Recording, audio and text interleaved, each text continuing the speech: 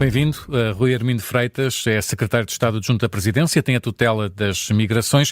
Isto numa altura em que passam 6 meses do Governo ter declarado o fim da figura da manifestação de interesse. E começava por lhe perguntar qual é o balanço que faz dos fluxos migratórios para Portugal depois do final deste mecanismo. Muito boa tarde, muito obrigado pelo convite.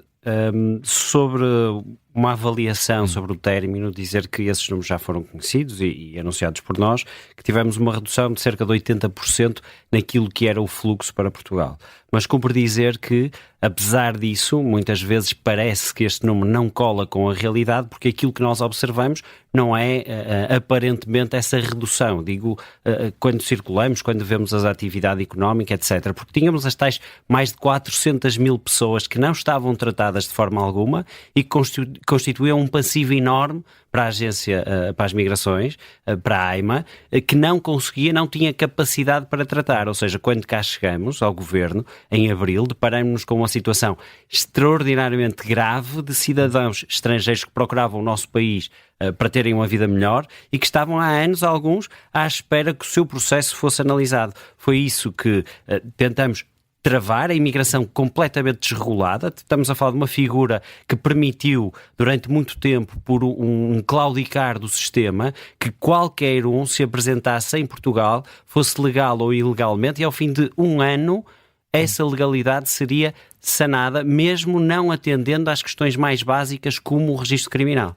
O fim da manifestação de interesse colocou algumas questões, nomeadamente em setores que precisam rapidamente de mão de obra. Há queixas no setor da agricultura, da construção, também a CIP. Fala-se na falta de 80 mil trabalhadores. Há ainda a questão das obras previstas no PRR.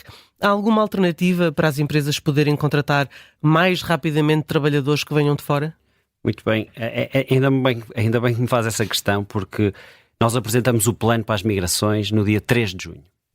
E na medida 17 do nosso plano para as migrações, de 3 de junho, fala especificamente de um acordo-quadro a realizar com as confederações. Ou seja, todos aqueles que dizem há um emendar de mão pelo fim das manifestações de interesse, nada disso.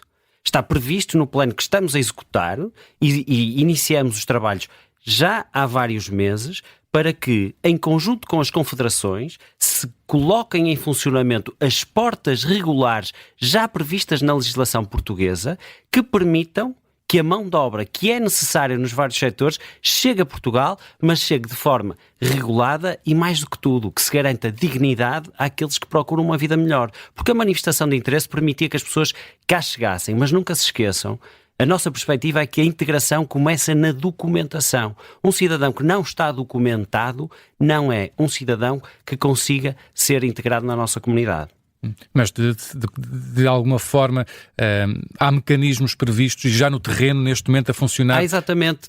Nós, se recordam também, e foi anunciado, um reforço da rede consular, porque existia e existe ainda um garrote na capacidade da rede consular tramitar vistos suficientes para atender à nossa migração regular. Por isso, nós começamos ainda antes das férias do verão, o processo de contratação dos tais 50 peritos de vistos que vão reforçar a Direção-Geral de Assuntos Consulares para permitir dar uma capacidade de tramitação de vistos que consiga ultrapassar os problemas que vêm do passado. Porque existia um garrote, a rede consular não estava capacitada. E dizer-vos que quando nós chegamos a este número dos 50 reforços da rede consular, de peritos de visto, o que estava previsto pelo Governo anterior eram 5. Multiplicamos por 10 por identificarmos claramente essa necessidade na rede consular. Rui Armindo Freitas, outra questão que está relacionada com esta tem a ver com o facto do Parlamento ter aprovado uma lei que pretendia legalizar imigrantes que já contribuíam há mais de 12 meses para a Segurança Social, quando acabou precisamente a questão da manifestação de interesse, que foi uma lei que, se não estou em erro, foi promulgada no mês passado, de novembro. Essa lei já foi regulamentada, já se sabe quando é que ela poderá estar plenamente em vigor? Pois não é exatamente assim. Ou seja, aquilo que se passou é que com o término da manifestação de interesse existia, e na medida número 1 do nosso plano fala-se também de um regime transitório, embora esse regime transitório tenha surgido da Assembleia da República não é nada que não estivesse pensado já no âmbito do plano, que vou deixar ficar aqui uma cópia em ambiente natalício, fica aqui um presente da Presidência do Conselho de Ministros, que diz o seguinte, diz que quem já cá estava no dia 3 de junho, é o que emana dessa lei da Assembleia da República, quem já cá estava a 3 de junho, na data do término, mas já estaria a descontar, poderá entrar, no fundo, na mesma presunção da manifestação de interesse anterior a 3 de junho. Ou seja, não carece de regulamentação, carece de tratamento. Ou seja, quando nós, na estrutura de missão que montamos, que está a tramitar ao dia de hoje, de forma independente, tem capacidade de atendimento de 50 mil pessoas, de 5 mil pessoas por dia, 5 mil, é bastante, mas não é assim tanto, 5 mil pessoas por dia, no final, aqueles que estão no regime transitório também serão tramitados. Estimamos que durante o mês de janeiro, fevereiro, mas agora isso carece sim de planeamento na estrutura de missão, mas não carece de regulamentação. A questão é que havia críticas por parte, nomeadamente, de advogados relacionados com este tipo de processos, a dizer que faltava ainda definir procedimentos para que se pudesse validar esse tipo de situações, que isso ainda não estava definido. A situação é extraordinariamente simples, porque vai exigir apenas a consulta da inscrição e do desconto na Segurança Social à data de 3 de junho. É bastante simples. Foi lançada há cerca de 3 meses a estrutura que permitiu abrir centros de atendimento da AIMA em vários pontos do país. O maior fica em Lisboa. Ultimamente têm sido noticiadas filas longas, apesar do centro funcionar apenas por marcação. O que é que justifica estas filas? Nós nunca podemos esquecer que estamos a falar de pessoas que estão ansiosas para ver a sua situação resolvida, e essa ansiedade faz com que as pessoas, vendo a capacidade de débito, de tratamento da estrutura de missão, queiram chegar lá por qualquer forma. Devo dizer que, apesar disso acontecer, a média de tempo de atendimento no centro de atendimento de Lisboa são 15 minutos. Não há, as filas que existem não são para as pessoas que têm a marcação. Nós estamos a tramitar, como disse, 5 mil pessoas por dia em todo o país. Temos centros desde o Algarve até ao Minho, numa lógica de fazer com que nem todos tenham que se deslocar em Lisboa, sendo que no início da estrutura de missão era assim, mas com o evoluir do processo de montagem da estrutura de missão, hoje temos uma capacidade por todo o território nacional para atender ao máximo de realidades e de bolsas migratórias espalhadas pelo território nacional. Tem que ser necessariamente por marcação, não há hipótese de ser atendido de outra forma. Explico-lhe com muita rapidez. As pessoas são notificadas, foram notificadas, fizeram o pagamento da taxa, tendo o pagamento da taxa é feito um agendamento. É feito um agendamento e as pessoas inclusivamente sabem em que mesa vão ser atendidas, em que centro e em que mesa. De resto, neste momento há 20 centros, se não estou em erro. Havia cerca de 400 mil processos pendentes no início, como disse. Qual é que é o ponto de situação neste momento relativamente aos processos pendentes? Ao dia que falamos já será um pouco mais do que o último dado que demos, mas o dado que demos, o último foi há 2 dias pelo Sr. Ministro António Leitão Amaro, que foram 130 mil processos já tratados, atendidos, ou seja, recolha de dados biométricos, registros criminais verificados, moradas verificadas, que era tudo o que não sabíamos das pessoas que atendemos. Estão notificadas, foram sendo notificadas primeiro 220 mil, das quais já foi dado nota que 112 mil pessoas, números redondos, fizeram pagamento da taxa logo no final de maio. As restantes dessas primeiras notificações não o fizeram, são os tais processos de pessoas que não estarão em território nacional e que entrarão em processo de extinção de processo, ou seja, de rejeição de processo ou por não se encontrarem em território nacional ou por não conclusão do processo, e aos poucos estamos a começar a limpar toda uma caixa negra de 400 mil pendências que não sabemos quem era, de onde vinha e em condições estava em território nacional. E está prevista, nesta altura, a abertura de mais centros para dar resposta a esses processos? Neste momento, para ser mais rigoroso, são 23 locais já espalhados pelo país. Nós ainda vamos fazer mais algumas aberturas, não muitas, porque estamos mais algumas, a conseguir... Estamos a falar de... falaremos sempre mais de 2, 3, 4 municípios no máximo, porque os municípios têm estado na linha da frente também deste trabalho, mas a estrutura da missão está a ter a capacidade suficiente para nós conseguirmos chegar aos objetivos que temos, que é ter este processo terminado em junho de 2025. Ou seja, há trabalhadores suficientes para garantir a resposta também desses centros. Neste momento, sim. Há também outra questão que tem a ver com todos estes processos, que depois é a questão da renovação, ou seja, quem já tem o título de residência e precisa de renovar, também às vezes eram processos que também eram um pouco mais demorados e levavam a alguns problemas. Essa parte dos procedimentos, ou seja, estamos a olhar muito para quem não tem nada, mas se calhar olhamos menos para essa questão da renovação. Esses processos também estão a decorrer com normalidade nesta altura? Como é que isso está a decorrer? Esses processos que dizem respeito ao IRN, não dizem respeito à AIMA.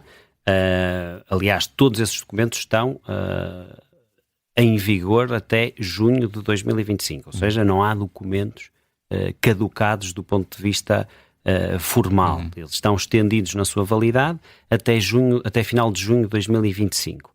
Carecem de substituição e o IRN tem processos em tratamento, já está a comunicar com a AIMA de uma forma que não fazia anteriormente e estamos a ultrapassar também alguns constrangimentos e vamos ter que, nessa frente também, tratada dos 400 mil, começar a pôr a funcionar da mesma forma, com a mesma rapidez, mas, como lhe digo, não há autorizações de residência que tenham perdido validade porque foi estendida até junho de 2025. A AIMA assinou com a Organização Internacional para as Migrações no fim de outubro o acordo que prevê o acolhimento de 600 refugiados, 300 vindos da Turquia e 300 do Egito. Já começaram a chegar?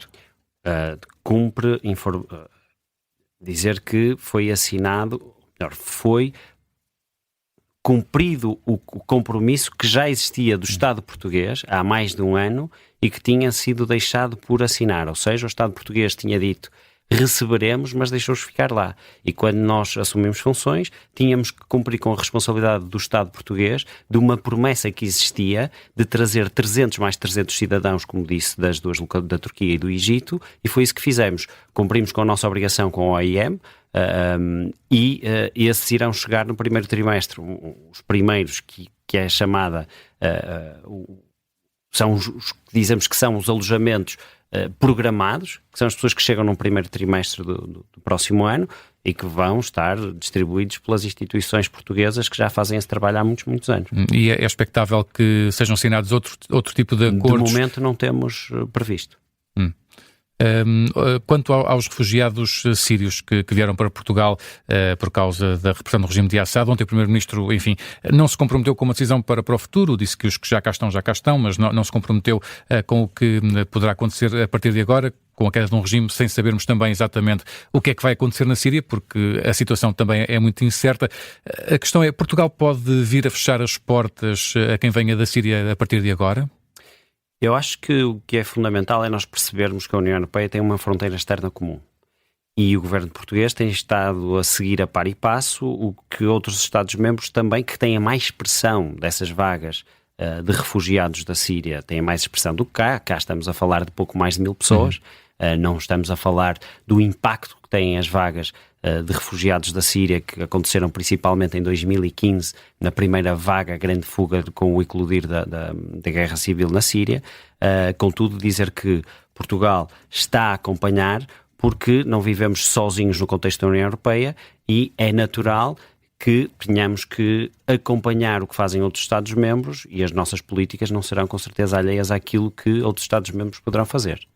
Continuamos a ter boa capacidade para acolher refugiados de outros países, continuamos a ter instituições que conseguem dar resposta àquilo que sabemos que é uma procura. Há vários conflitos no mundo, há muitas situações complicadas no mundo, até vemos a questão do Mediterrâneo, inclusivamente. Continuamos a conseguir dar resposta a todas estas necessidades. É muito importante que se faça um esclarecimento. Muitas vezes houve-se determinado tipo de forças políticas a quererem misturar o fenómeno migratório com o fenómeno dos refugiados e dos requerentes de asilo e proteção internacional. Em Portugal nós temos cerca de 5.500 pessoas, se excluirmos a proteção temporária internacional da Ucrânia, que foram mais pessoas que vieram da Ucrânia, mas o estatuto de refugiado em Portugal discutimos 5.500 pessoas. Dizer-me se Portugal tem ou não, é natural que Portugal tenha mais capacidade do que outros países da União Europeia, que falamos dessa figura ser utilizada na União Europeia todos os anos por mais de 1 milhão de pessoas. Ou seja, em Portugal não é a questão dos refugiados, não é um tema que tenha o impacto e a pressão que tem no centro da Europa. Isso não tem. Deixe-me voltar aqui à questão das confederações patronais e empresariais, porque fiquei aqui com uma dúvida, que é como é que se vai agilizar este processo? As confederações, os setores dizem quantos trabalhadores precisam, quer dizer, como é que funciona na prática? Há uma coisa que lhe vou dizer. Como sabem, nós temos um documento de trabalho entre governo e essas organizações, e como documento de trabalho que é, aquilo que lhe posso falar é de pressupostos que temos para o tipo de migração e como ela deve ocorrer. Estamos a falar daquilo que é referido como recrutamento ético, ou seja, aquilo que tem que existir é uma responsabilidade partilhada entre Estado e privados para termos vínculos laborais efetivos para quem vem para cá trabalhar, ou seja, uma imigração que vem trabalhar para Portugal, oportunidades de formação profissional e condições de habitação digna. Essa é a exigência isso são do Estado. Os pressupostos para uma proposta nossa de trabalho, que eu não quero desvendar porque estamos a trabalhar em conjunto, e estando a trabalhar em conjunto, nós estamos a construir, nós fizemos uma proposta, é um facto, as confederações estão a analisá-la, estamos a fazer isto no tempo de todos, porque as confederações patronais e as associações patronais e de setores sabem bem que pressão têm e o tempo que têm, e estamos a trabalhar em conjunto para que não haja nenhum constrangimento em nenhum setor, mas os pressupostos serão sempre esses: recrutamento ético, vínculos laborais efetivos, oportunidades de formação profissional e aprendizagem de língua e acesso à habitação condigna. Rui Armindo Freitas, Secretário de Estado Adjunto e da Presidência, muito obrigado por ter vindo ao Direto ao Assunto da Rádio Observador. Obrigado, boa tarde.